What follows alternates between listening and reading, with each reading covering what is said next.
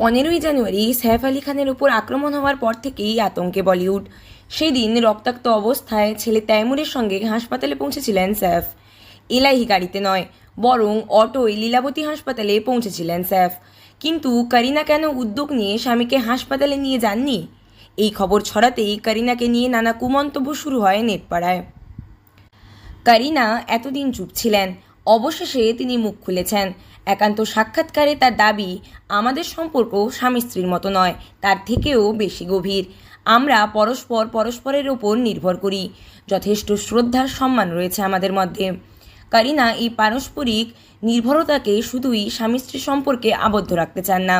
অভিনেত্রীর মতে, খুব ক্লান্ত হয়ে কোথাও থেকে ফেরার পর এক কাপ কফি বা ওয়াইনের গ্লাস নিয়ে বসার সময় শুধুই সাইফকে খুঁজি। ও পাশে থাকলেই যথেষ্ট। ফোন করে বাইরে থেকে কোনো বন্ধুকে ডাকার দরকার পড়ে না। সাইফ এতটাই পরিপূর্ণ করে রাখতে জানে।